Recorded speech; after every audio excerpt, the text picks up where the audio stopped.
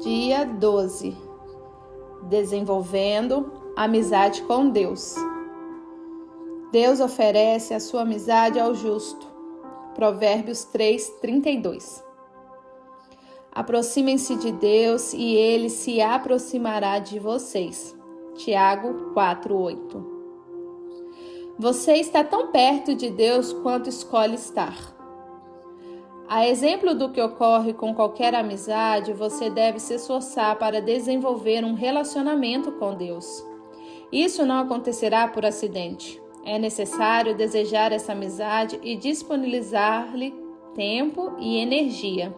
Se deseja um vínculo mais profundo e íntimo com Deus, aprenda a compartilhar de forma honesta os seus sentimentos, a ter confiança quando Ele lhe pedir para fazer algo e se importar com aquilo que é importante para Ele, e a desejar sua amizade mais do que qualquer outra coisa. Devo optar por ser sincero com Deus. O primeiro elemento fundamental de uma amizade mais profunda com Deus é ser absolutamente sincero sobre suas falhas e sobre os seus sentimentos. O Criador não espera que você seja perfeito, mas insiste que seja absolutamente honesto. Nenhum dos amigos de Deus que aparecem na Bíblia eram perfeitos. Se a perfeição fosse um requisito para a amizade com o Senhor, jamais poderíamos ser amigos dele. Felizmente, em virtude da graça de Deus, Jesus ainda é amigo de pecadores. Mateus 11:19. Na Bíblia, os amigos de Deus são sinceros a respeito do que sentem, frequentemente reclamando, criticando e acusando e discutindo com o Criador. Deus, entretanto, não parece ficar aborrecido com a franqueza deles. Na verdade, até a incentiva. O Senhor permitiu que Abraão questionasse a respeito da destruição de Sodoma. Abraão importunou sobre o que seria necessário para poupar a cidade, negociando o número de 50 para 10 pessoas justas. Deus também escutou pacientemente de Davi as muitas acusações de injustiça, traição e abandono. Não destruiu Jeremias quando o profeta o acusou de tê-lo havido enganado. Jó pôde expressar sua amargura durante a provação. E no final, Deus o defendeu por ter sido sincero. E repreendeu os amigos de Jó por não agirem com sinceridade. Deus lhes disse: estou farto de vocês, pois não foram honestos comigo, nem o que disseram de mim ao meu servo Jó. E meu servo Jó orará por vocês, e assim vou aceitar a oração de vocês. Jó 42, 7 e 8. Em um estupendo exemplo de amizade sincera, Êxodo 33, de 1 a 17, Deus expressou sem reservas sua absoluta repugnância pela desobediência de Israel. Ele disse a Moisés que manteria sua promessa de dar aos israelitas a terra prometida, mas não daria mais nenhum passo com eles no deserto. Deus estava aborrecido e disse a Moisés exatamente como se sentia. Moisés, falando como amigo de Deus, respondeu-lhe de forma igualmente sincera: tu me dizes, conduz esse povo, mas não me deixas saber quem enviarás comigo. Se sou assim tão especial para ti, permite que eu tome conhecimento dos teus planos. Não te esqueças de que este é o teu povo, tua responsabilidade. O Eterno respondeu: minha presença irá com você. Eu me encarregarei da viagem até o fim. Moisés não concordou. Se tua presença não assumir a liderança aqui, cancela agora mesmo a viagem. De que outra forma se poderia saber que estás comigo nisso, comigo e com teu povo? Quero saber. Viajará conosco ou não? De que outra forma saberemos que somos especiais, eu e teu povo, entre todos os outros povos da terra? O Eterno respondeu a Moisés: está bem, será como você disse. Eu também farei isso, pois conheço você muito bem e você é especial para mim. Eu conheço você pelo nome. Êxodo 33, 12 a 17. Poderia Deus lidar com esse tipo de franqueza se ela partisse de você? Sem dúvida. A verdadeira amizade é edificada sobre a transparência. O que pode parecer audácia, Deus vê como sinceridade. Deus escuta as palavras exaltadas de seus amigos. O que o aborrece são os clichês, aquelas frases previsíveis permeadas de religiosidade. Para ser amigo de Deus, você deve ser sincero com Ele e dividir os seus verdadeiros sentimentos. Não o que você pensa que deve sentir ou dizer. Quem sabe você precisa confessar alguma raiva ou ressentimento oculto em relação a Deus em certas áreas de sua vida nas quais você se sentiu enganado ou decepcionado. Até que tenhamos amadurecido o suficiente para compreender que o Senhor usa todas as coisas para o nosso bem. Abrigamos ressentimentos em relação a Ele por causa da nossa aparência, formação, orações não respondidas, mágoas do passado e outras coisas que mudariam se fôssemos Deus. As pessoas frequentemente o culpam por mágoas causadas por outras pessoas. E isso resulta no que William Backus chama de seu rompimento oculto com Deus. A amargura é a maior de todas as barreiras para a amizade com Deus. Por que eu iria querer ser amigo de Deus se Ele permitiu isso? O antídoto, é claro, é perceber que o Senhor sempre age em nosso benefício, mesmo quando sofremos e não conseguimos entender o que está acontecendo. Livrar-se dos ressentimentos e revelar o que sentimos são os primeiros passos para a cura. A exemplo do que faziam os amigos de Deus na Bíblia, diga a Ele exatamente como você se sente. Reflita a respeito de Jó. Jó 7, 17 a 21. Asaf, Salmo 53, 13. Jeremias 27. E Noemi, Ruth 1, 20. Para nos instruir em uma honestidade sincera, Deus nos deu o livro de Salmos, um manual de adoração, repleto de linguagem impetuosa, fúria, dúvida, medo, ressentimentos e sofrimentos intensos combinados com ações de graça, louvor e declarações de fé. Todas as emoções possíveis estão catalogadas em Salmos. Quando você ler as confissões emocionadas de Davi e de outros compositores, percebe que é assim que Deus quer que você o adore, sem reter absolutamente nada do que sente. Você pode orar como Davi.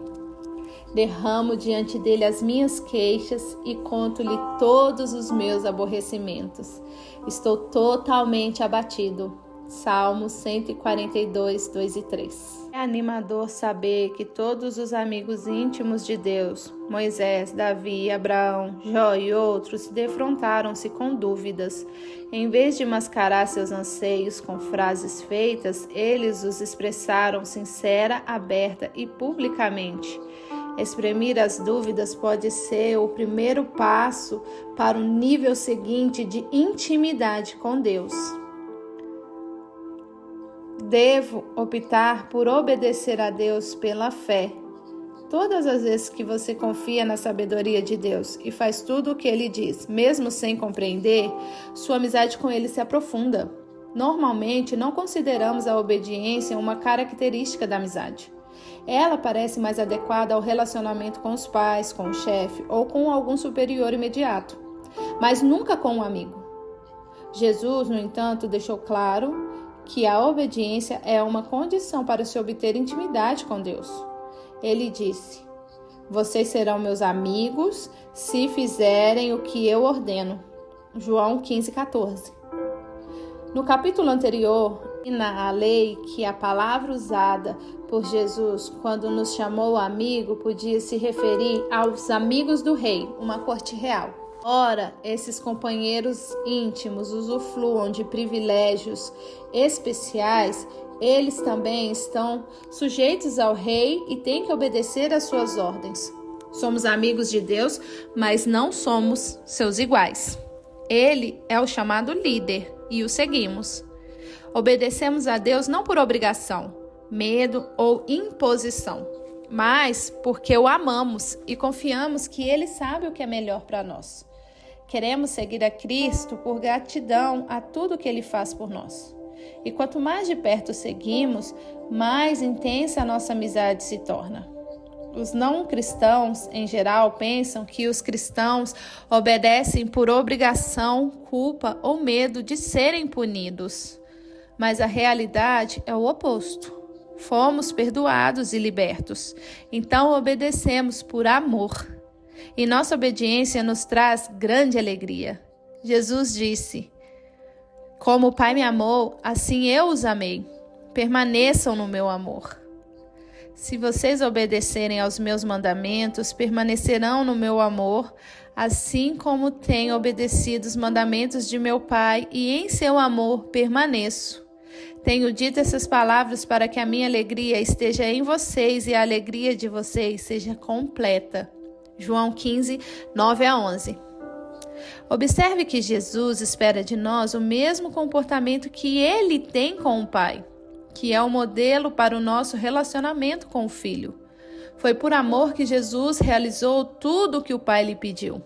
A verdadeira amizade não é passiva, é atuante.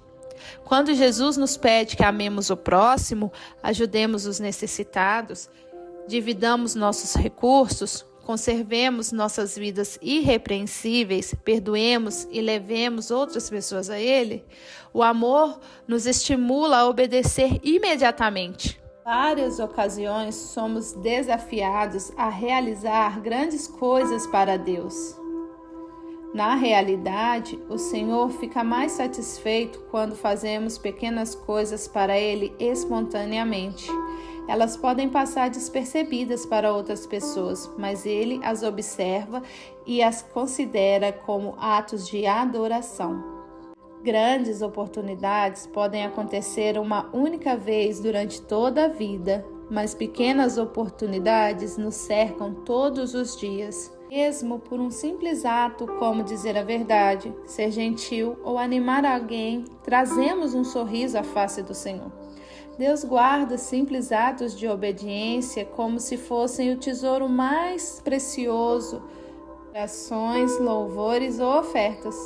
A Bíblia diz: o que agrada mais o Senhor, holocaustos e sacrifícios ou obediência à sua voz? É melhor obedecer do que sacrificar. 1 Samuel 15, 22. Jesus iniciou seu ministério público com a idade de 30 anos, ao ser batizado por João. Naquele momento, Deus falou do céu: este é o meu filho amado e estou plenamente satisfeito com ele. Mateus 3,17. O que Jesus fez durante aquelas 3 décadas que agradou tanto a Deus?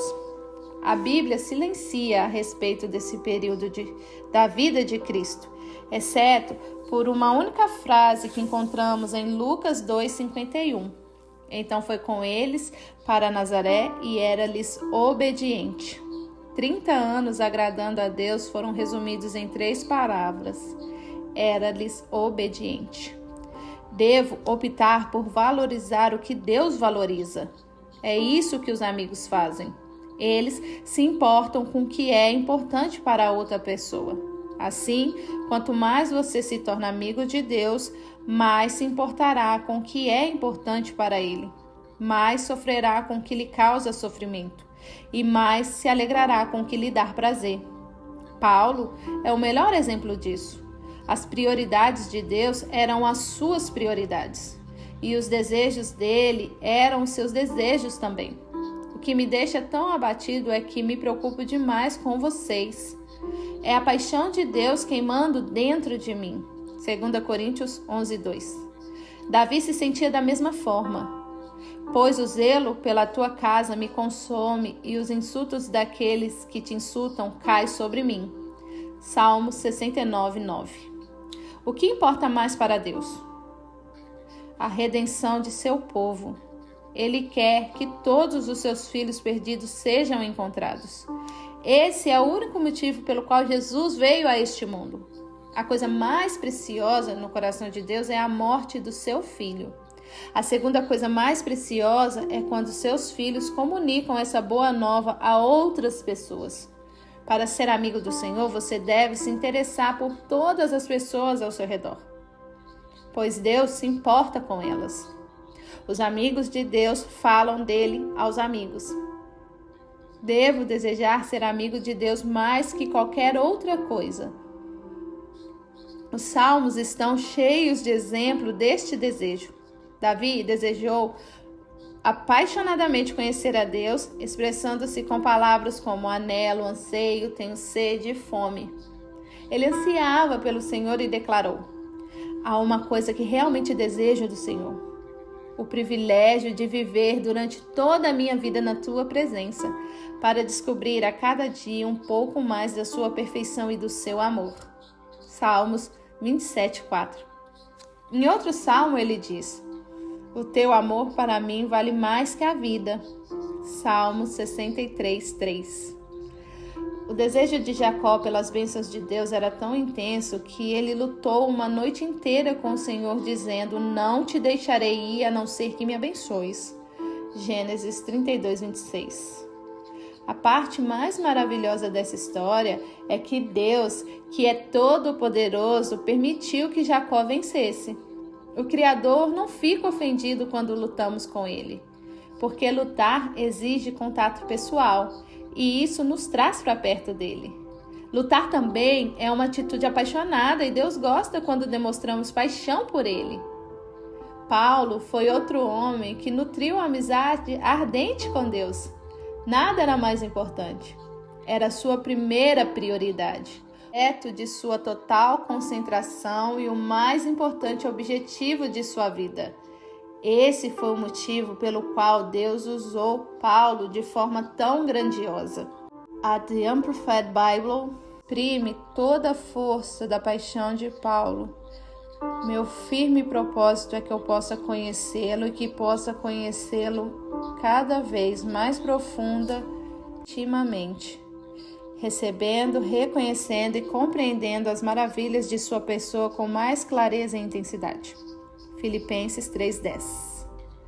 A verdade é, você está tão perto de Deus quanto escolhe estar.